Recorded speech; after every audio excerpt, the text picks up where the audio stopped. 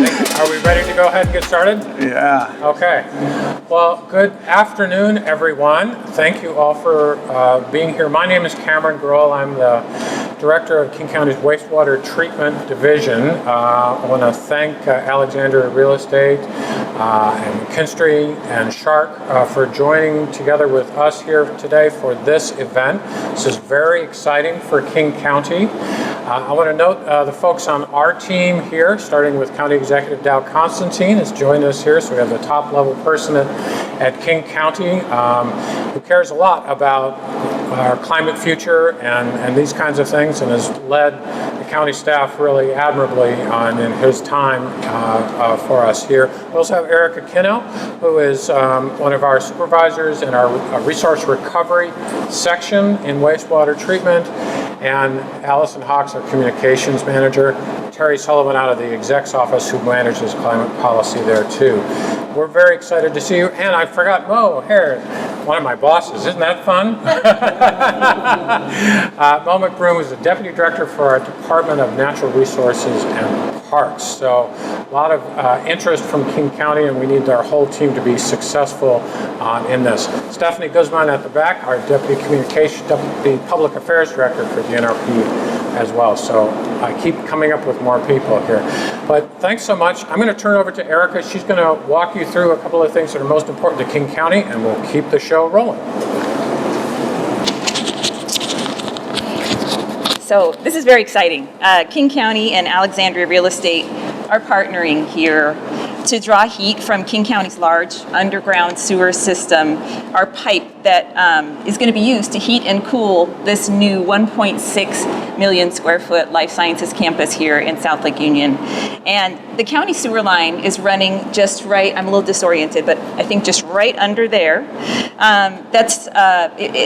The temperature in it averages about 70 degrees Fahrenheit year round.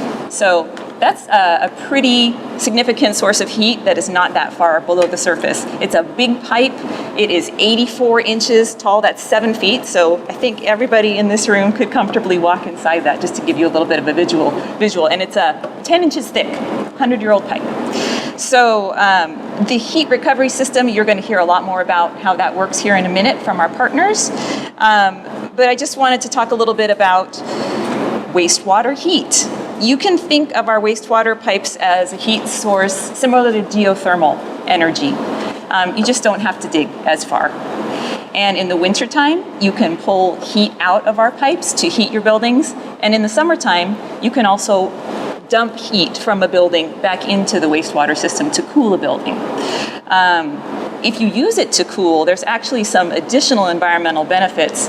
If you what typically happens is you have a cooling tower on the top of your building, and that uses potable water. The heat from a building is moved up to the cooling tower and evaporated with that heat into the atmosphere. So when you negate the need for a cooling tower and dump that heat into the sewer system instead, you can save a lot of potable water as well. And of course, it frees up the roof space to do other cool environmental things, like have open space or put up solar panels or whatever you want to do.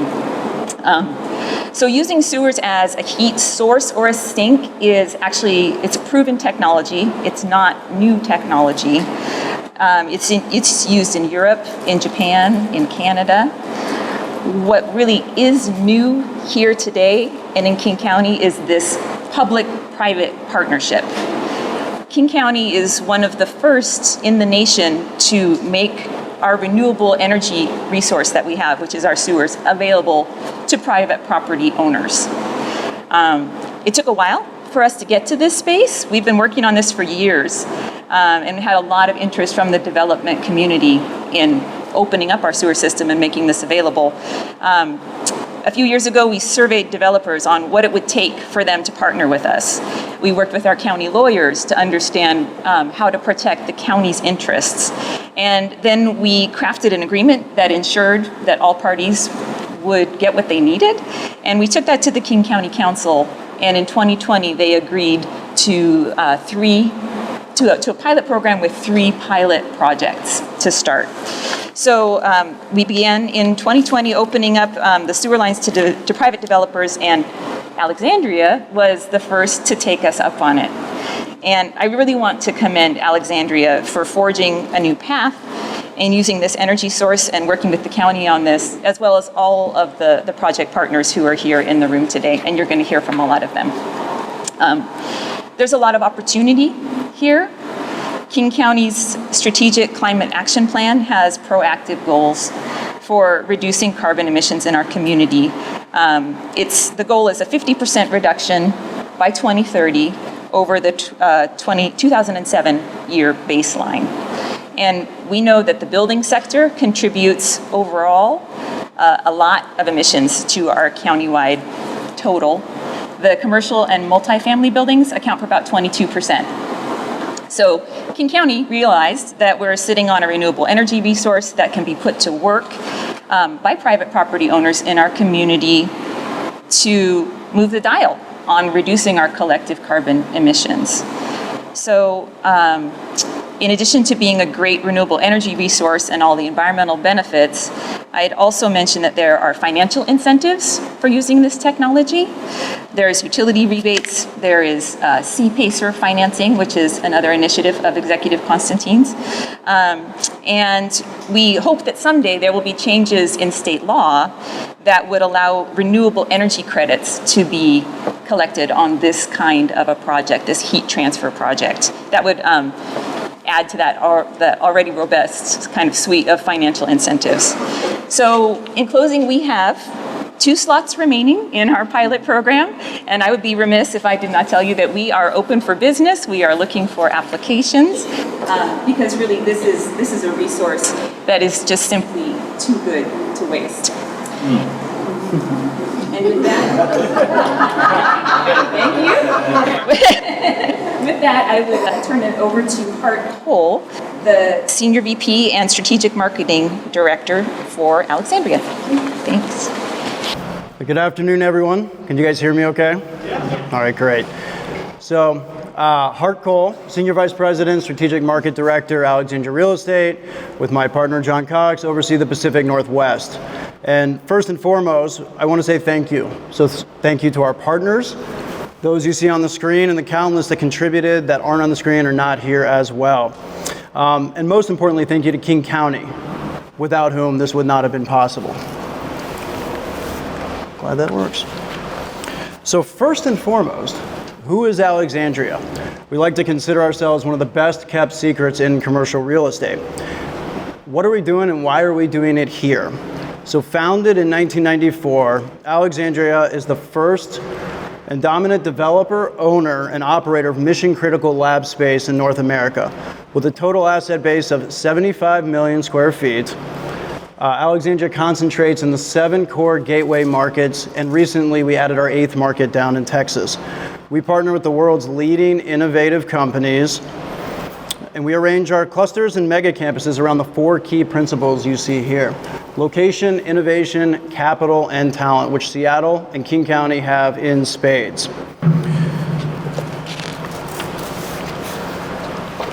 So what does all this scale do for us, and why does it matter? As owners and partners with a long-term vision horizon, we believe that doing well in business and doing good for society are inherently linked endeavors. And this belief has shaped our differentiated business model and our industry-leading corporate responsibility efforts. ESG is about much more than meeting target metrics, many of which you see on the screen. It is essential to fulfilling our mission to advance human health and improve nutrition, contributing to a healthier, more sustainable, more productive society, and delivering exceptional long-term shareholder value. You've got to have both. We were recognized by GRESB as a regional and global sector leader in the science and technology sector for outstanding ESG integration in our value creation development projects, one of which you're sitting in right now. Ranked number 2 in the diversified listed sector for our mission-critical operating assets, of which you'll see in a second. And we received our 5th consecutive A disclosure score for transparency around our practices and performance. With these latest honors, Alexandria has earned our Green Star recognitions in the operating asset benchmark for 6 consecutive years, and in the development benchmark for 3 consecutive years since its 2020 launch. So we've gotten it every year since the launch. We ranked in the top 10% in the ISS environmental and social scores, and top 10% in the S&P Global ESG scores. And we increased our CDP score to B, putting us in the top 10% of environmental disclosure and performance scores among all FTSE Nareit index companies. As you can tell, it's very important to us. So how does that translate locally? From the national to the regional, and then soon to the local. In the Puget Sound, Alexandria spans the centers of innovation with focus on those key elements I noted earlier: innovation, capital, location, and talent. That means in King County and the surrounding areas, a total asset base of nearly 6 million rentable square feet between our operations and what's under development and soon to be under development, with hubs in Bothell, with hubs in East Lake and South Lake Union, and soon in Bellevue. Zooming in on our location today, literally and figuratively, we are sitting right here.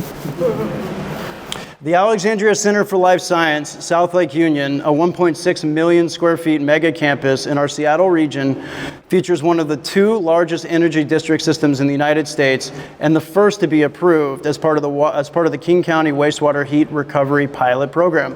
We are sitting here in 701 Dexter, where the engine of the energy district sits, right behind us. Built in partnership with all the organizations you see on the screen, this innovative approach draws thermal energy for heating from the wastewater itself. As described, warm water is pumped into a closed-loop network of pipes from a central plant to the buildings that are going to be built on this campus. The wastewater heat recovery system is expected to provide 70% of the campus's heating in a renewable form. Use of this form of alternative energy is estimated to provide over a 90% reduction in carbon emissions compared to Seattle's average laboratory building, while providing a better tenant and a better user experience, furthering our mission of building the future of life-changing innovation. And I will now pass it off to McKinstry to talk through how the system works. I think I only have one slide, Hart. Thanks, Hart. Yeah, my name is Ash Shaywant. I'm the president and CMO of McKinstry. And on behalf of all of our people, our engineers, our project managers, our tradespeople, you can imagine how proud we are to be part of this project. It's taken a lot, and Hart, you articulated all the different players that were involved. But in particular, Hart, I want to really acknowledge something that is really, in my mind, important to the overall story, which is that Alexandria has been absolutely remarkable. And we're not saying that just to be nice, we're saying that because you really are, as you just demonstrated, a very forward-thinking real estate developer. Your team locally has been absolutely outstanding and made up of very thoughtful folks and, scrutinized the project both technically and financially to make sure that it was the right thing to do. But you have this idea, this thing that goes well beyond numbers to ensure that buildings are balanced with the natural environment.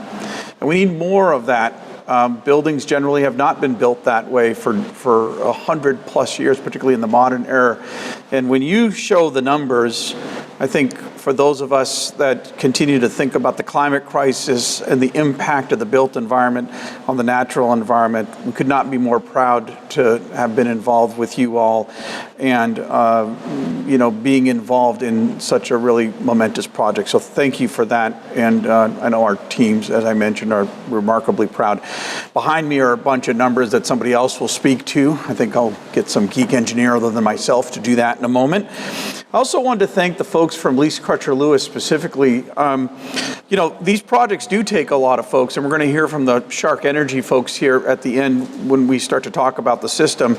But I want to just acknowledge that, these projects are complicated, and you're going to get a small sense of how complicated the project is by just looking at one part of a system, but you're not going to really maybe get a sense of how complicated it is to actually get into the street, dig down, and open up a sewer system carefully without disrupting the community. And you could not do that without a really wonderful partner like Lease Crutcher Lewis. So, hey, thank you so much for the wonderful work that you're doing that. Hey, Erica, I just want to note something. The county is definitely leading in so many ways.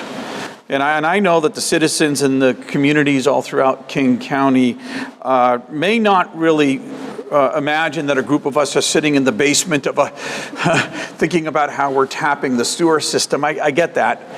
But in every way, your team and those throughout the county, by the way, not just your team, but we're working on really advanced projects with Metro to electrify entire bus systems.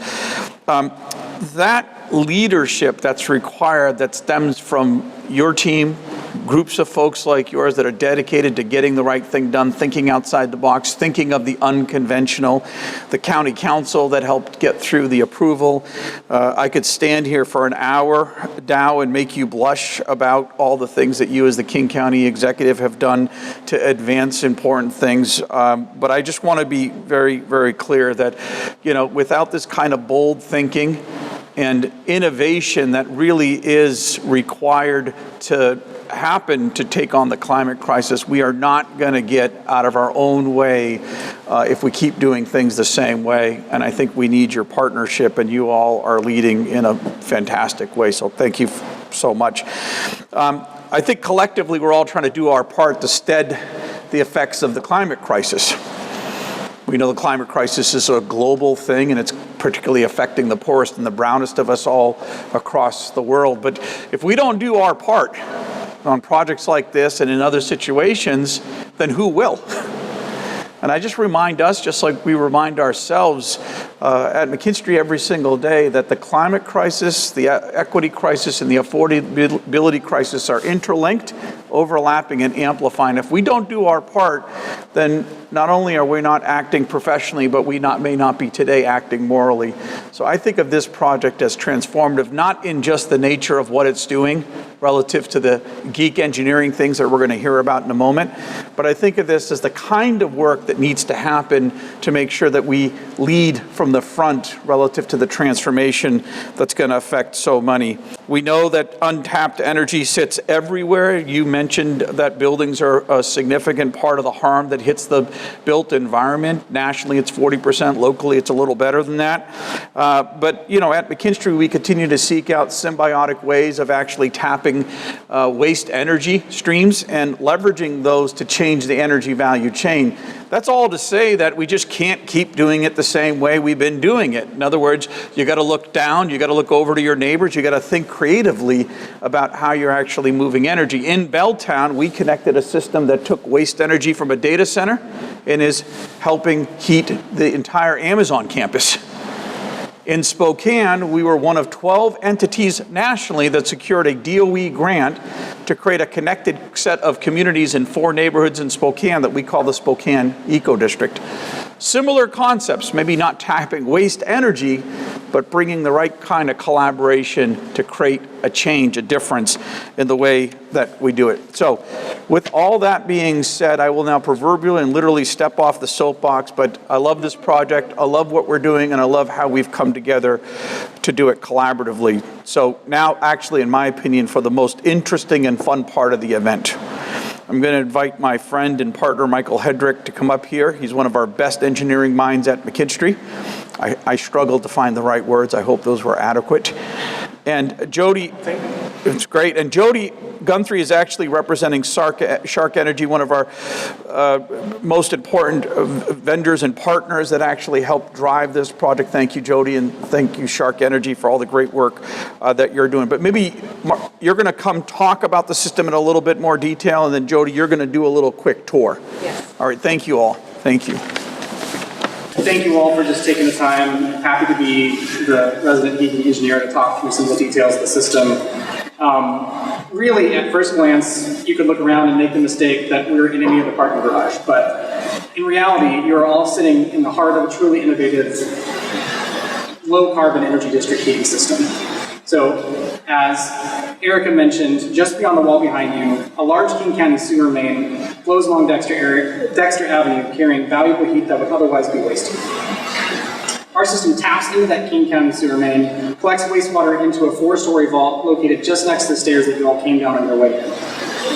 The district's heat exchange plant, located just behind you, provides the primary heat source not only to this building, but all of Aries planned development in the 800 Mercer East, West, and 601 Dexter projects. Pipes, represented by the green line in this diagram, connect district heating water to each building, crossing the street underground through bores underneath Dexter Avenue in 2 locations. Wastewater heat recovery really actually is quite elegant in its simplicity. And if you are all paying attention, I did actually call wastewater heat recovery elegant. There are really 4 main steps to that process. The first is to extract and collect wastewater from the King County main. The next is to screen and process solids out of that wastewater so that we can prepare it for heat transfer. The third step is to actually pull heat out of that wastewater system and put it into a clean water system that we can circulate across the district. And then finally, return that processed, cooled wastewater back into the King County main.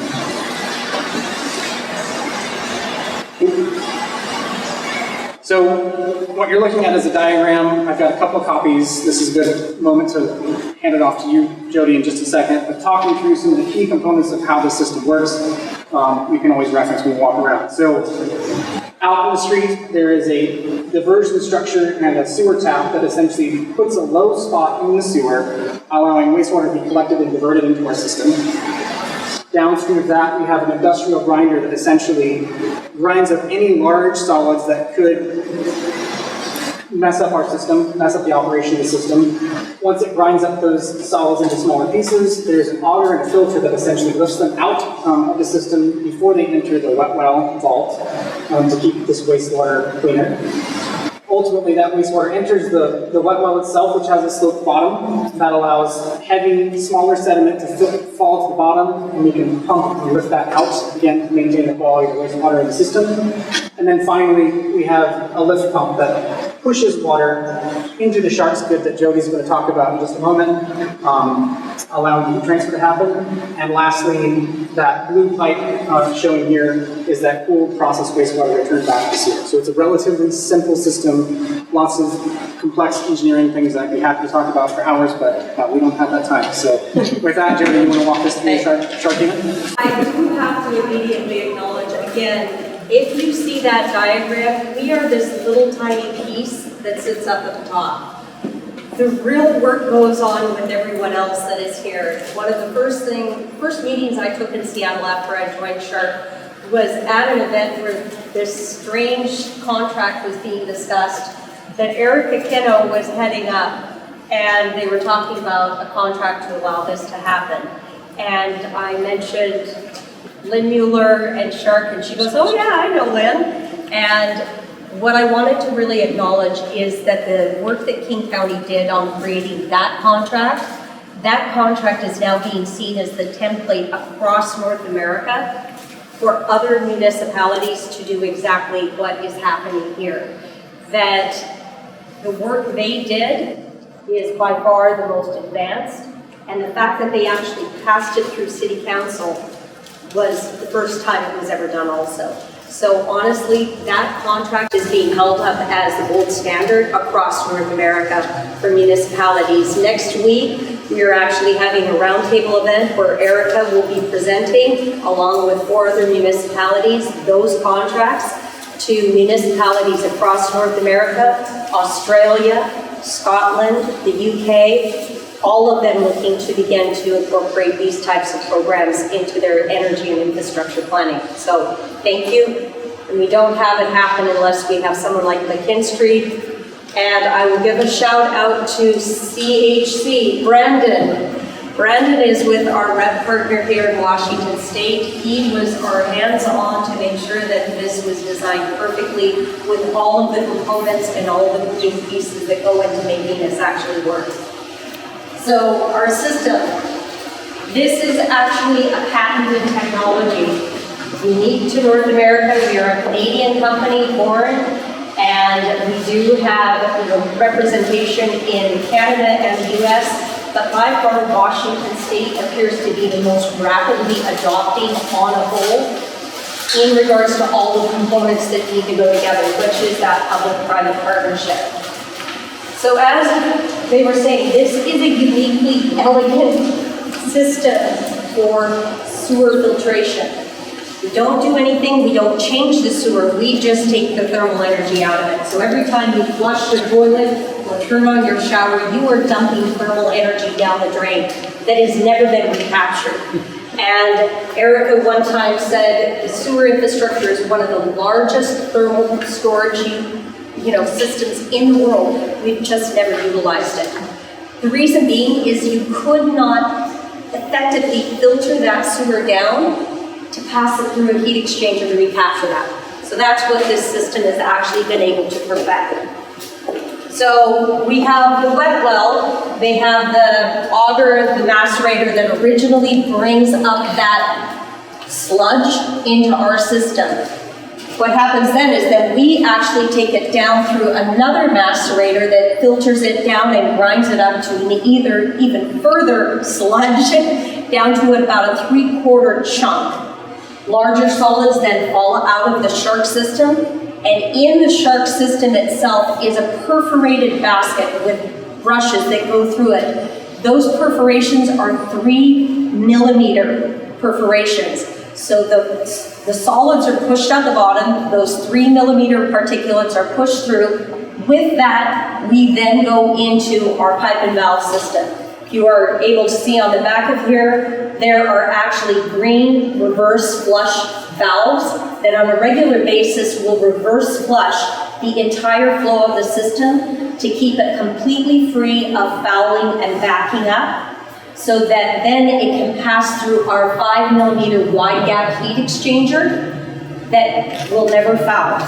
So to date, we have had major district systems running, and they have never had to open up a heat exchanger for fouling. That has never been achieved before.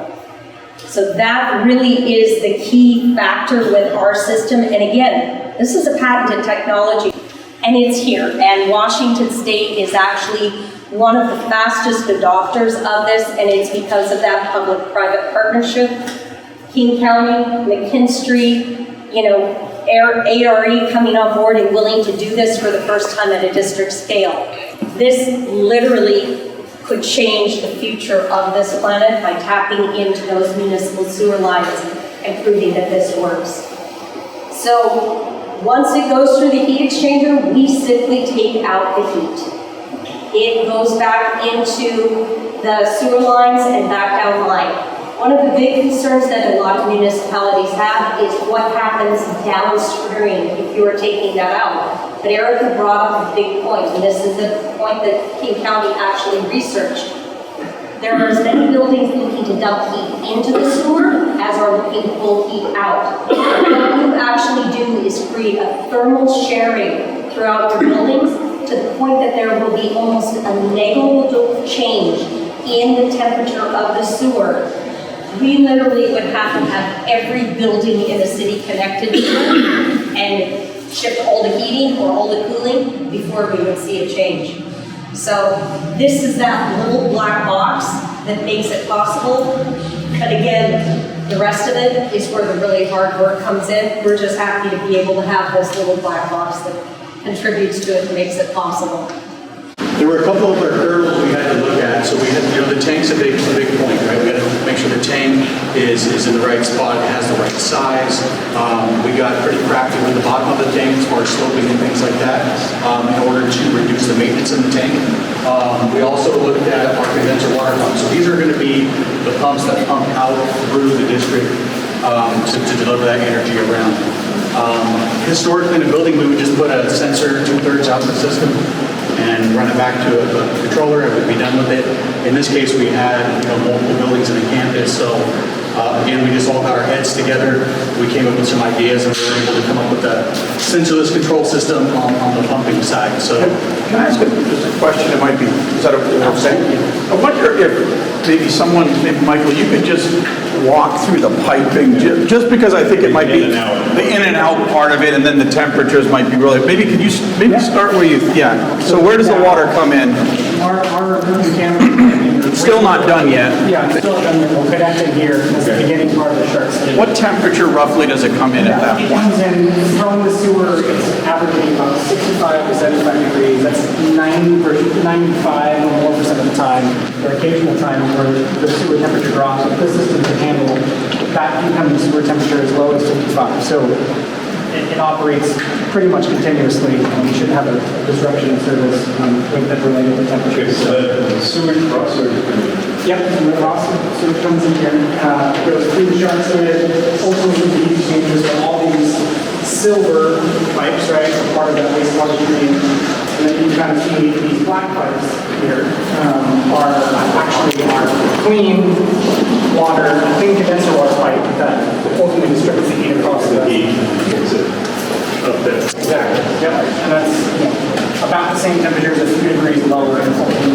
But yeah, it's a really simple system in the context of mechanical, right? You just pump water through that heat exchanger, pulls heat out of the sewer, and then ultimately you can distribute it to other building systems. And each building has its own unique heat exchanger that allows, again, 70–80% of the total building heating energy is delivered by the system. Can I ask one question of our shark friends? Yes. So it's fascinating when you're telling us how this unit refines the stuff, takes up the big pieces, Yes. spins and brushes the smaller ones, etc. You end up with a sludge and some big pieces. Where do things go from there? So the great thing about wastewater is actually it's 90% liquid. They're only about 10% solid. So if you look down at the bottom under here, you will see that the larger solids would go back out, right back Right through this. Yep, and they'll eventually connect directly back into the wetland. So Or the main sewer. So just hold on, so it'll come to here, and then this pipe is the evacuation pipe? Exactly. So then it just kind of clears out this way, comes out and evacuates back onto the same sewer line. Yes. Yep, so it Yep. goes back inside of the wet well here, and then dumps out a sewer pipe that goes back. And then this separately has the heat taken out of it, and then it goes back into the sewer. Is that right? Yes. It's essentially, you can see, yes, the answer is yes, and it goes out the same way. Right. It's just, it goes through here. This is a heat exchanger, which just transfers energy, so that on the black pipe is clean water. It moves warm to warm water, and then when it's done, it just literally comes back out this way, literally falls into the same setup contraption here to go right back out. And one of the things you'll That makes sense. note, Yeah. this is a completely sealed system. There is no smell to this. I'm perfectly confident. So one more question, and then we can get back on track. Yeah. So this is going in here at 65 to 75 degrees or so. What temperature is that going out at? And when this leaves here, it goes back to the sewer. It drops the temperature by about 10 degrees. So if it comes in at 75 degrees from the sewer, it leaves at 65 and returns back to sewer at 65. There's only a few degrees of temperature difference. So basically, the black pipe, when you transfer heat to the clean condenser water, it's at 72 degrees to 62 degrees. So again, when you think about that in the context of the quality of the heat, that's certainly when it's cold outside, it's better than the ambient air temperature by a lot. And even when you're pulling, a ground source system is what I think someone referred to as commonly compared. This is much warmer water than you'd be able to pull out directly out of the ground. So ground source water system that sometimes is referred to a ground source heat pump system. Yeah. What temperature are we pulling out of the ground at? Depends. It's in the 30s to 40s range. Maybe as much as maybe 55 or something like that. So think about that, 55 to 75 degrees, what a jump start. And we think 55 is a jump start. So it's a pretty big jump start. One of the big things that we're challenged with as we look at widespread electrification are the peaks. Peak demands either for heating or cooling. That really is where the challenge comes in. The sewer heat recovery, there really are no peaks. The only time we see a peak is if there is a massive sudden meltdown, and then within a matter of hours, the sewer returns to its regular temperature. So when you're removing those peaks, ambient air source and also ground source is affected by those outside peaks. Sewer isn't. You get to pretend it is a perfect spring day year-round when you're utilizing sewer heat recovery. And then last thing, we mentioned cooling as well, so theoretically, or maybe in practice, you can pull heat from that if it's warmer than. Yeah, so 70 degrees is a fantastic cooling line. I mean, most tires. Yeah, and you can use it almost directly without having to introduce mechanical systems like chillers, which then is remarkably energy efficient. So back to the black pipe. So it comes out, it's now 72 degrees. It then goes all the way back over and back to that pumping system now. And now that pumping system not only taking care of this building, but it's now taking care of the entire development that Alexandria is doing. So this now becomes essentially a neighborhood scale energy system. It'd be wonderful if it took care of one building, but it is now transforming an entire development just based on the basic equipment and the systems that you've made available for us to have. It's pretty remarkable. Their system is flashing, so from the I understand the temperature conversation. Does it matter the volumes that are going persistent at different times? Sounds like it doesn't. It largely doesn't. The way, again, just kind of looking at this diagram, the way this system is designed, normally the flow in the sewer, because it's a combined sanitary and storm sewer, is pretty low. It's a foot to a foot and a half. So our system is designed to be able to take all of the flow, if we need it, into our wet well system. So ultimately, when we have a storm overflow situation from a risk management standpoint of operating this system, we also have the ability to isolate the wet well in this entire system from the sewer by closing some motorized valves that essentially protect it in a storm surcharge or any sort of event like that. So we're tapping this rather large 7-foot system, 10-inch walls. So how far downstream can someone tap the system again to do the same thing, and how far down upstream? Realistically, I know the answer to this is a loaded question. I'm trying to help you. we're not actually using most of the capacity of the sewer currently, so it's Minor. It's minor. I actually can mention that at the Falls Creek Energy Center in Vancouver, they are currently at about 3.8 megawatts. They are a high temp loop, and approximately 3 blocks away, there is no measurable difference in the temperature of the sewer. So this is what's so phenomenal is renewable is one thing, but evergreen is just, that's weird. Maybe we should find a different word for this. You'll get the point. You know, it's pretty, We'll take any opportunity to rebrand and yeah. It's evergreen, yeah. That is one point in the King County Sewer contract that is one of the few negotiating points that they have. They can negotiate how close someone else can get to your connection to ensure that you do. Those are things that I have learned from Erica. Well, we have developers that have this concern. They want to be sure that no one's going to come in and be upstream of them, tap in and poach that heat source. So yes, we have provisions for protections of that. But even if they did, was my point. Even if you did, it's minor. So this is We have pretty. 400 miles of pipe. I'm sure not every mile is a candidate, but there's a lot of candidate pipe. That's a really good point. You're taking it out and you're putting it back in with very little difference in temperature. So it's still at that, pretty quickly it comes back up to that same temperature when you're Another pulling remarkable that in. thing along with the district point is that this is all new development. This is an opportunity zone. As Dow has led us with the idea of let's use the fact that we're rebuilding and using our built environment as creatively and as energetically as we can. We've got these zones across King County in different locations. How can we maximize this kind of thing in Bellevue or in Miriam or in Shoreline, where we're seeing new development happening, sometimes prompted by light rail or other kinds of public investments. This is an example of a private investment, but it actually performs a public good along with that. So these are great opportunities for us. We're really delighted to see this happen. So again, on behalf of the project teams, on behalf of Alexandria, McKinstry, LCL, and everyone that contributed to this, a special heartfelt thanks to Dow and King County for allowing us the opportunity to help advance our mission in terms of sustainability, not only for our built environment, but for everyone around us as well. So thank you all again, and we'll move from here. That's great. Thank you all. Yeah, great job.